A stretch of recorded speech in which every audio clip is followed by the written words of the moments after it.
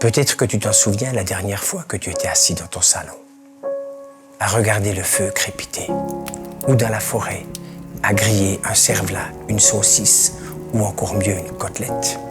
Le feu peut avoir tellement de bons côtés, de côtés reposants, mais tellement de côtés destructifs, de côtés néfastes, de côtés désagréables.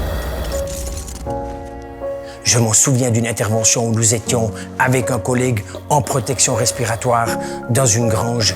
Il faisait très chaud, 350 degrés. On entendait le feu crépiter, mais on ne savait pas où il était. Et j'ai dit à mon collègue, tu vois, dans de telles situations, tout à coup, on a le saut du feu. Tout s'enflamme d'un coup. Mon collègue a pris peur, il a vidé sa bouteille en quelques minutes.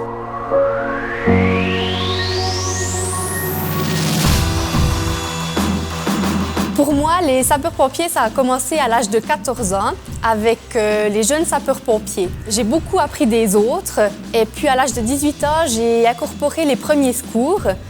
De là, les années ont passé, j'ai emmagasiné de l'expérience. Depuis là, j'ai envie de transmettre ma flamme, mes savoirs. Pour moi, bien s'entraîner, c'est mieux intervenir. Chaque intervention est différente. On sera parfois amené à travailler par moins 20 degrés lors de secours routiers en hiver ou par plus de 200 à 300 degrés lors d'incendie.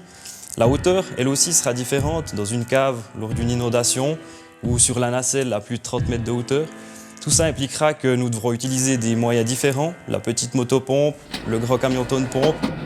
Ce qui me plaît, c'est justement de trouver des solutions pour arriver à bout de la problématique. Combien de fois, des centaines de fois, j'ai eu des montées d'adrénaline. Des interventions chaque fois différentes. Et lorsqu'on reçoit un appel d'urgence, c'est une adrénaline qui monte en moi. J'ai les mains qui tremblent, j'ai le cœur qui bat. On sait que quelqu'un, quelque part, a besoin de nous et ce sentiment de devoir partir, d'aller rendre service, peut-être sauver une vie. C'est un sentiment vraiment indescriptible.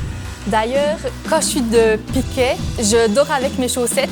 J'ai toujours préparé mon pantalon, l'élastique, un chewing-gum et puis mes clés pour être sûre de partir et puis que j'ai tout avec moi. Des fois, elles étaient décevantes. Combien de fois on est rentré où on était déçu, mais combien de fois on est rentré, on avait sauvé une vie et la satisfaction était là. Et beaucoup de points j'ai pu retirer pour ma vie personnelle et pour ma vie professionnelle. C'est un sentiment indescriptible qu'on a peu de chances de connaître ailleurs qu'aux sapeurs-pompiers.